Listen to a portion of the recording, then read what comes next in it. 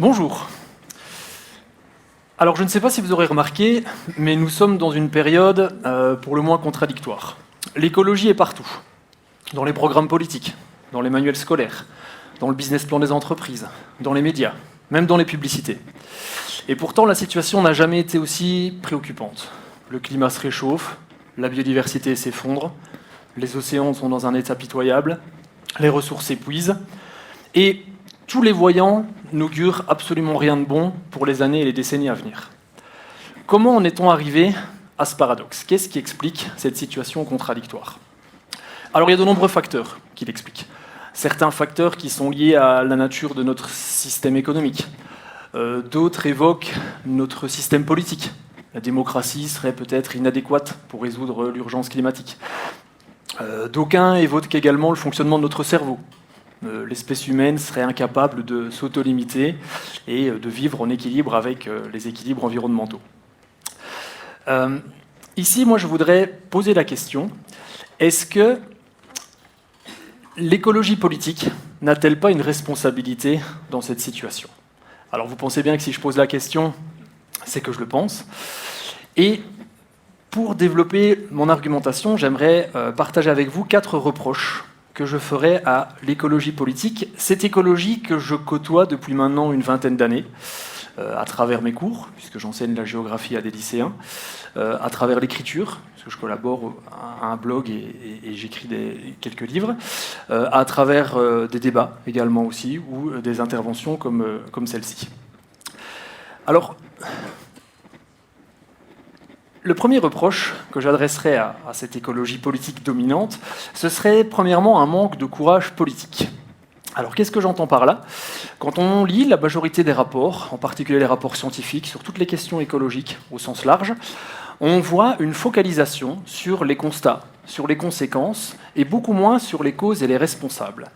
Alors cela, et je l'ai expérimenté plusieurs fois avec des débats avec des climatologues par exemple, on me répond systématiquement, voilà, nous sommes des scientifiques et donc il faut être neutre, il faut être objectif scientifiquement.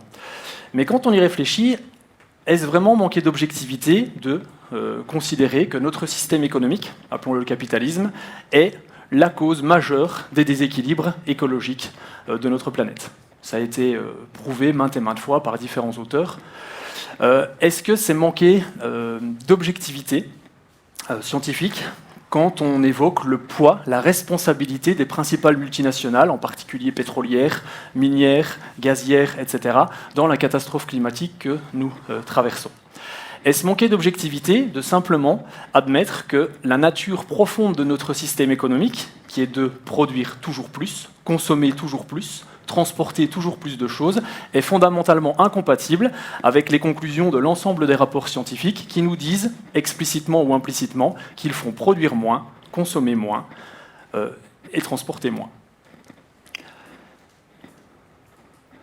Deuxième reproche que j'adresserai à cette écologie dominante, c'est la culpabilisation.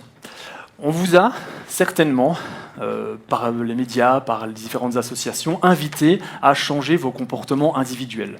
On se focalise beaucoup, quand on parle d'écologie, sur les comportements individuels. Il faut absolument que nous consommons moins de viande, que nous éteignions notre lampe, que nous prenions moins notre voiture, etc., etc., etc.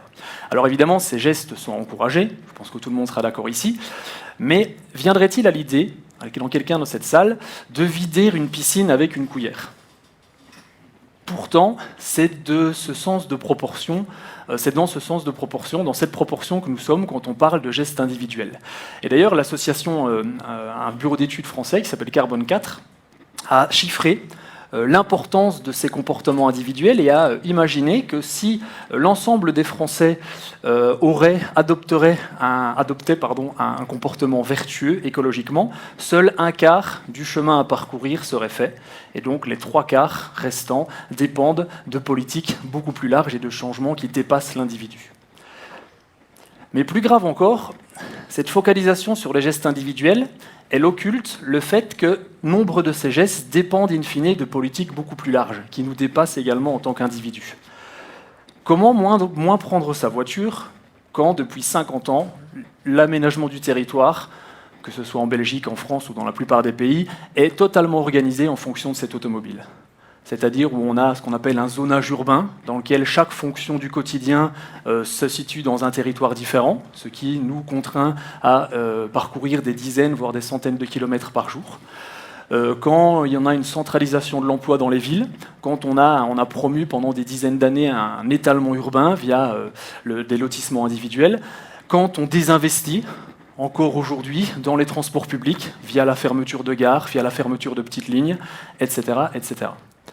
Autre exemple, comment consommer moins quand nous sommes harcelés, disons-le franchement, des dizaines, voire des centaines de fois par jour, par des publicités jouant sur nos réflexes biologiques les plus primaires, nous invitant à consommer toujours plus. Troisième exemple, comment peut-on imaginer qu'une partie de la population se préoccupe des enjeux futurs quand leurs conditions matérielles ne leur permettent même pas de vivre dignement au quotidien. Comme disait un célèbre slogan qui est devenu célèbre dans les différentes manifestations de Gilets jaunes, avant la fin du monde, il y a la fin du mois. Troisième reproche que j'adresserai à cette écologie politique, c'est un certain égocentrisme. Qu'est-ce que j'entends par là? C'est-à-dire une incapacité, chez nombre de théoriciens de l'écologie politique, à voir la véritable écologie chez les classes populaires. Et à l'inverse, de se focaliser sur des comportements qui sont de facto réservés aux plus privilégiés d'entre nous. On nous invite constamment à installer des panneaux solaires, à rénover sa maison, à consommer hors des supermarchés, à acheter une voiture électrique, à faire de l'écotourisme, quand bien même cela se fait à l'autre bout du monde. Et quand on y réfléchit, tous ces comportements sont systématiquement réservés aux personnes qui en ont les moyens et donc sont vus par une partie de la population, à juste titre à mon avis, comme un luxe. Et c'est un double tort parce que ces classes populaires, elles auraient à l'inverse beaucoup à nous apprendre quant à une véritable écologie populaire. Puisque ces classes populaires, souvent, elles ont une empreinte, même si elles ont une conscience environnementale moins élevée, elles ont souvent une empreinte écologique bien moins élevée également. Elles vivent dans des moins grandes maisons, elles prennent moins l'avion, elles ont tendance à consommer moins de choses, etc., etc. À cet égard, je voulais attirer votre attention, j'ai parlé des Gilets jaunes tout à l'heure. Le mouvement des Gilets jaunes, je pense que la plupart d'entre vous s'en rappellent, le déclenchement du mouvement des Gilets jaunes, donc c'était une hausse des taxes sur le carburant, qui a mis le feu aux poudres une partie de la population, en particulier en vivant dans les zones rurales et étant très dépendants de la voiture. Et on les a un peu, notamment dans de nombreux médias, ou même dans certains discours publics, on les a pris plus ou moins explicitement comme des gens qui s'en foutaient un peu de l'écologie, des amoureux de leur bagnole, voire dans certains cas, disons-le franchement, de ploucs des campagnes. Or, quand on y réfléchit, et quand on regarde de plus près les revendications des Gilets jaunes, bien qu'hétérogènes, elles portaient un certain nombre de revendications tout à fait intéressantes pour un programme d'écologie politique. Ça prônait notamment une redynamisation des campagnes, via l'arrêt de la fermeture des services publics de proximité, les maternités, les écoles, les services de gare. Il prônait un arrêt de la centralisation urbaine et d'une redistribution des richesses entre territoires. Il prônait également l'arrêt des délocalisations, la recréation d'un tissu industriel en France qui éviterait d'importer des choses des quatre coins du monde. Bref, toute une série de mesures qui pourraient parfaitement s'inscrire dans un véritable programme d'écologie et malheureusement, ça n'a pas été le cas. On pourrait dire, avec un peu de provocation, que le seul tort des Gilets jaunes à cet égard, c'est d'avoir opté pour la couleur jaune. S'ils avaient peut-être opté par des gilets verts, pour des gilets, les choses auraient peut-être été autrement. Quatrième reproche que j'adresserai à cette écologie politique dominante, c'est la déconnexion. La déconnexion justement d'avec certaines réalités sociales qui concernent une partie de la population. Cette déconnexion, elle s'explique notamment, à mon sens, par une intellectualisation à outrance de la question écologique, dans laquelle on a des théoriciens qui débattent de sujets, à mon sens, totalement anecdotiques et qui ne parlent absolument pas aux classes populaires, au monde ouvrier, aux classes syndicales, au monde agricole, aux habitants des quartiers populaires des villes. C'est-à-dire des questions sur où on va culpabiliser les gens qui font des barbecues, qui achètent un sapin de Noël, qui vont participer au Tour de France. Bref, toute une série de mesures qui sont complètement anecdotiques et qui reviennent à ce sentiment de culpabilisation où ces fameuses classes populaires se sentent déposséder, si on veut, de leur capacité à agir sur ce point. Alors, ces reproches que j'adresse à l'écologie politique en toute bienveillance, malgré peut-être le fait que j'adopte un côté un peu provocateur, puisque je fais partie en fait de cette écologie politique, en tout cas je considère en faire partie. Le but ici n'est absolument pas de diaboliser ou de provoquer des attaques personnelles. D'ailleurs, si vous regardez dans mon petit développement, il n'y a aucun nom, il n'y a pas de nom de personnalité, il n'y a pas de nom de parti. Mais l'idée est plutôt de provoquer une remise en question profonde chez la plupart des gens qui se revendiquent de l'écologie politique.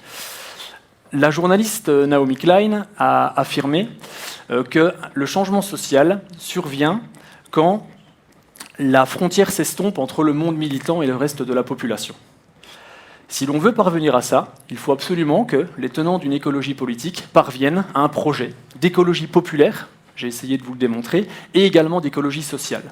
Ce projet ne pourra devenir populaire que si, en plus d'adopter des politiques qui rendent notre vie quotidienne compatible avec l'habitabilité de la planète, nous